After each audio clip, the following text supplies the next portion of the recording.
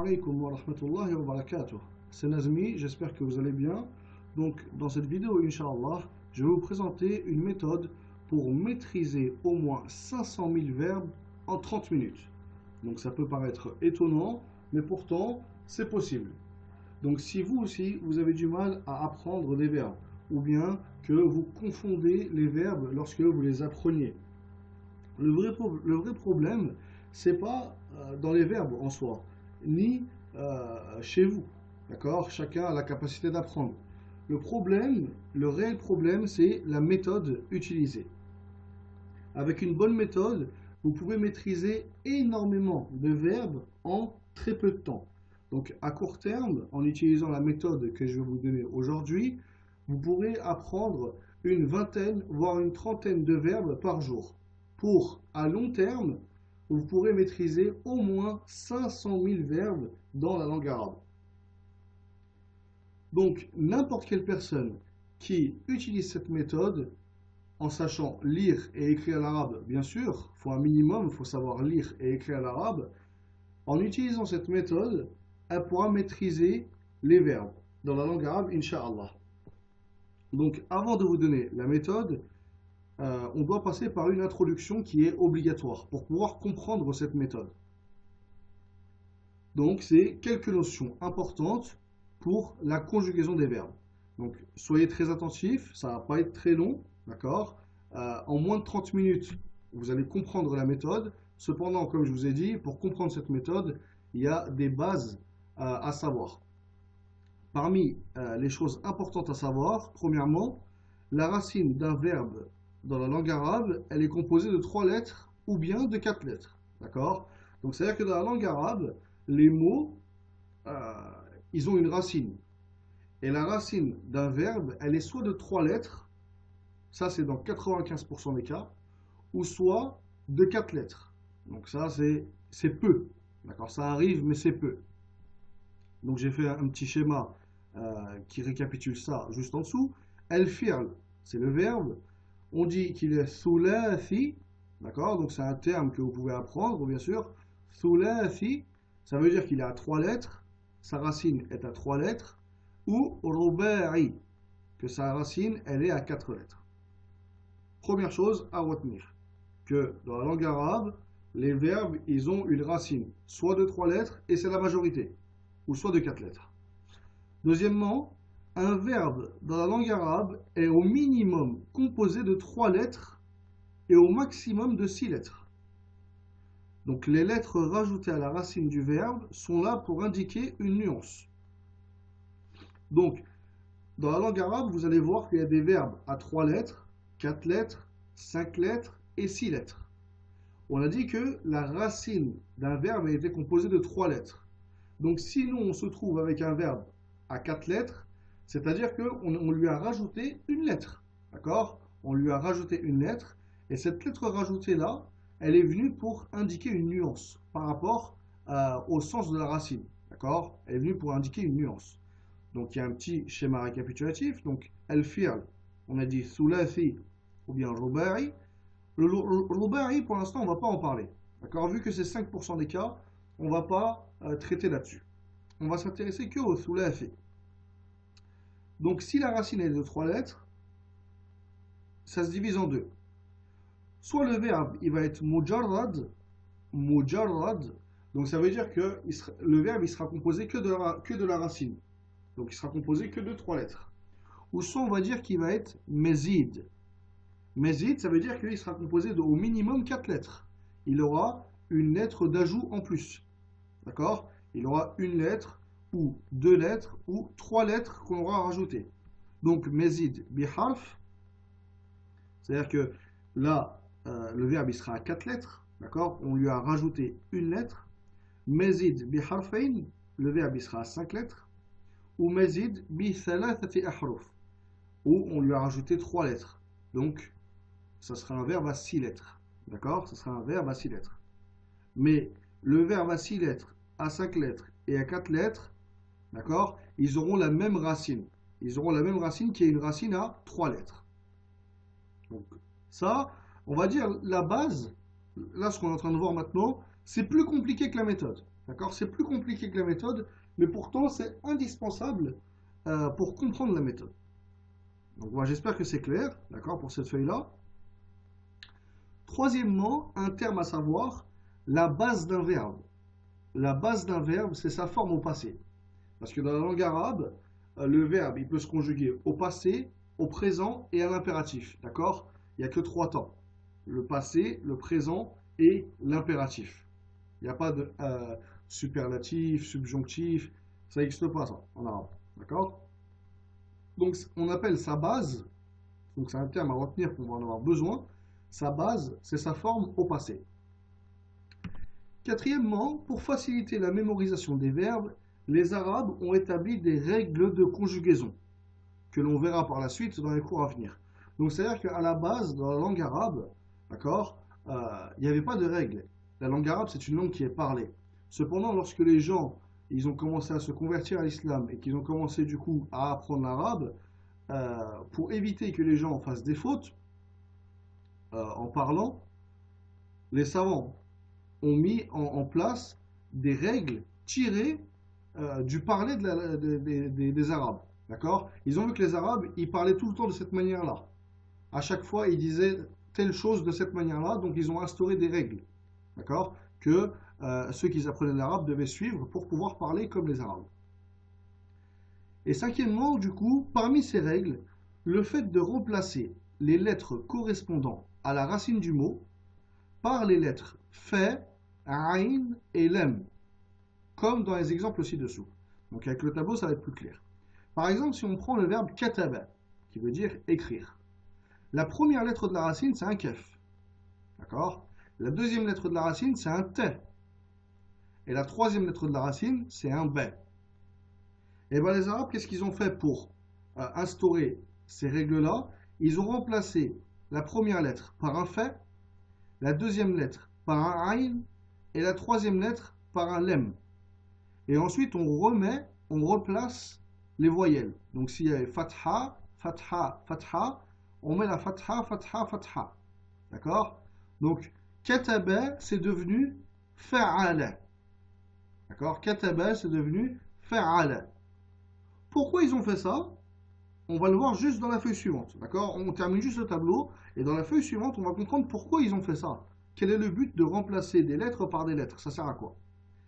Avec par exemple un deuxième verbe, shariba. D'accord? C'est sa forme au passé, ça c'est la base. Shariba, c'est au passé. Donc la première lettre, c'est un shin. La deuxième lettre, c'est un ra. La troisième lettre, c'est un ba. Donc ils ont remplacé le shin par un fa avec la fatha, sha. Donc ça fait fa. Le ra, ils l'ont remplacé par un aïn. Du coup, ils ont remis la kasra. Donc ça fait i. Et le ba, ils l'ont remplacé par un lem et ils ont remis la fatha, ça fait la. Donc shariba c'est devenu fa'ila. Shariba c'est devenu fa'ila. Pareil avec tahura. Première lettre le ta, deuxième lettre le ha, troisième lettre le ra. Ils ont remplacé la première par un fa, la deuxième par un aïn et la troisième par un lem. Et ils remettent les voyelles, ça fait fa'ula. D'accord? Tahura c'est devenu fa'ula. Donc, ils ont remplacé la première lettre de la racine par un fa, la deuxième lettre de la racine par un aïn, et la troisième lettre de la racine par un lem. Et ensuite, ils ont replacé les voyelles à leur endroit. Pourquoi ceci?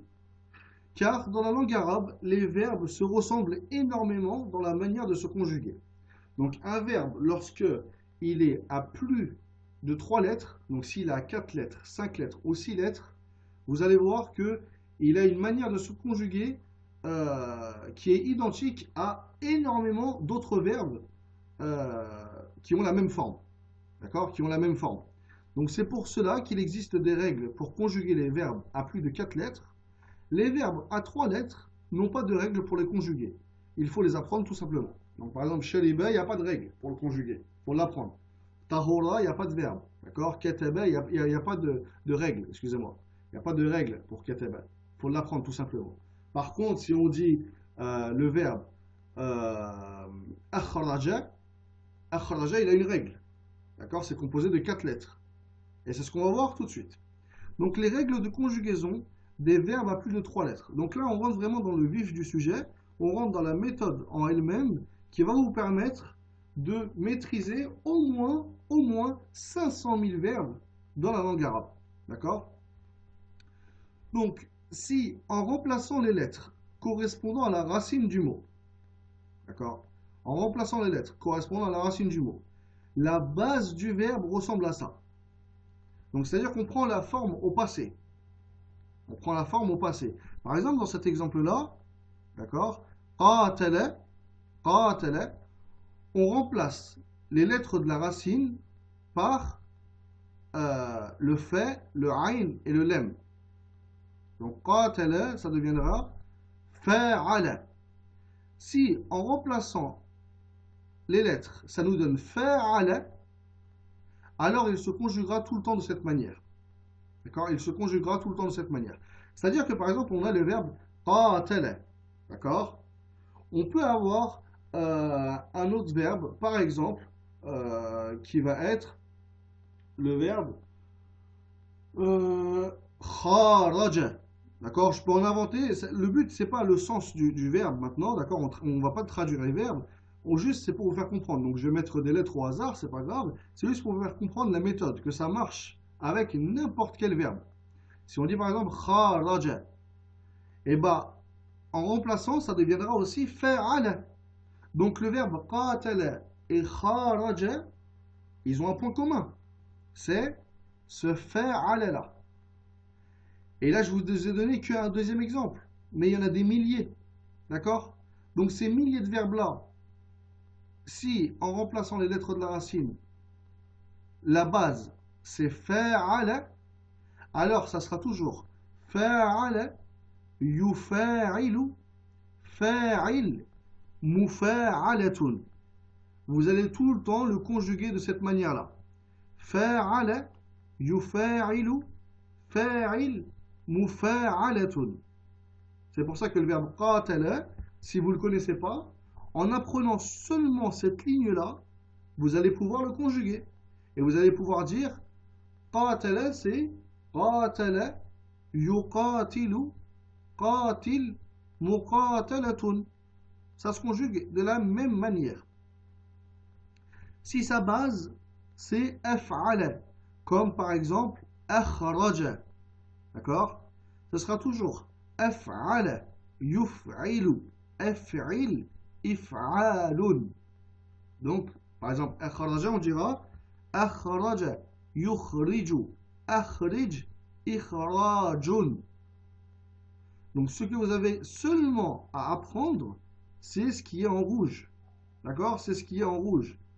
Et ensuite, lorsque vous allez voir un verbe, n'importe lequel, au passé, si il ressemble à la base, ici, il ressemble à la base du verbe, donc qatala, oh, ça ressemble à fa'ala, c'est bon. Donc il se conjugue exactement de la même manière que fa'ala, tout simplement. Troisième règle, fa'ala, avec une shadda ici. Fa'ala, yufa'ilu, fa'il, taf'ilun, comme le verbe nazzama, yunazzimu, nazzim, tanzimun. On aurait pu très bien dire aussi le verbe nazzafa, qui veut dire nettoyer. Nazzafa, yunazzifu, nazzif, tanzifun. D'accord?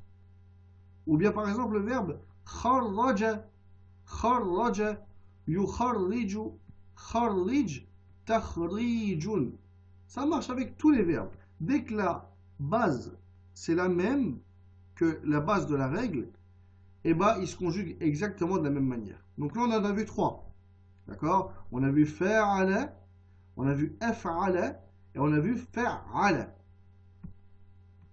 Maintenant il ne nous reste plus que cela et on aura fini avec cette méthode incha'Allah. Donc infa'ala, yanfa'ilu, infa'il, infi'alun.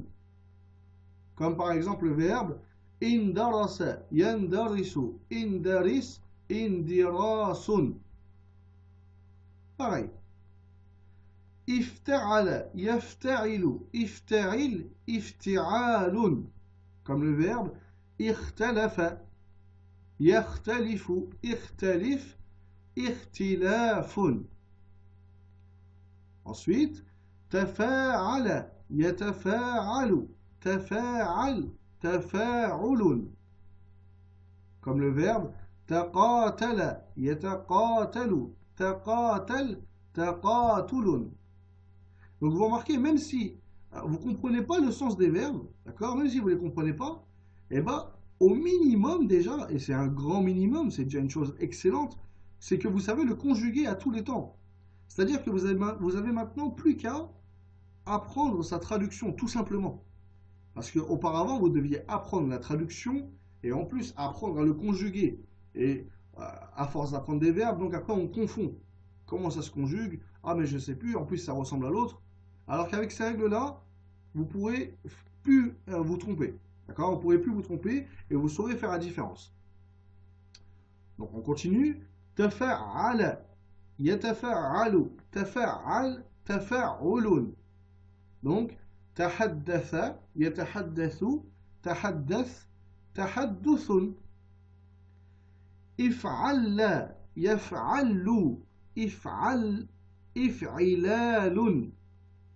D'accord? Donc, par exemple, ihmarra, yahmarru, ihmar, ihmirarun. Exactement de la même manière.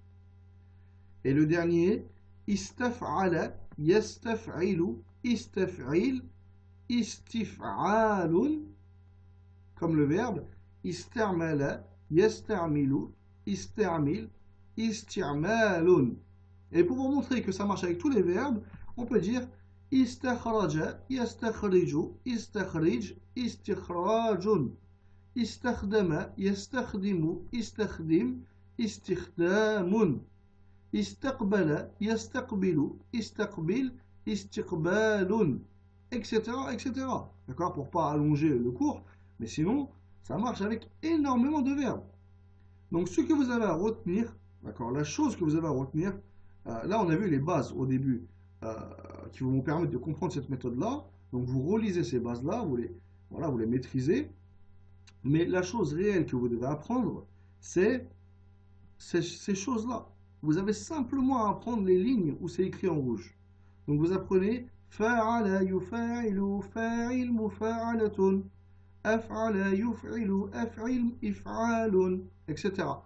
Vous les écrivez comme ça sur une feuille, ça va vous prendre même pas une demi-page, vous la gardez avec vous, vous la répétez plusieurs fois par jour, et ce geste simple-là va vous faciliter énormément l'apprentissage des verbes. Et à terme, donc vous, comme je vous ai dit au début, vous maîtriserez au moins 500 000 verbes dans la langue arabe. Car plus vous allez apprendre de verbes, vous allez voir que la majorité, la grande majorité des verbes, ils rentrent dans ces méthodes-là. Ils rentrent dans ces méthodes-là. Donc voilà, la méthode. Donc le réel problème, c'était pas chez vous. Le réel problème, c'était pas chez les mots arabes. D'accord? C'est pas de leur faute qu'ils sont comme ça. Le réel problème, c'était la méthode utilisée. D'accord? Le réel problème, c'était la méthode utilisée. Donc, ceci est une faïda que j'ai voulu partager avec vous. Ça fait partie de la formation qui est dispensée sur apprendre-l'arabe-facilement.com, qui est devenir bilingue en 6 mois. Donc, on voit ceci et on voit également énormément d'autres choses en plus de cela. Donc, je vous invite à jeter un œil à cette formation-là si vous voulez continuer dans votre apprentissage. Et je vous dis à très bientôt pour une autre faïda.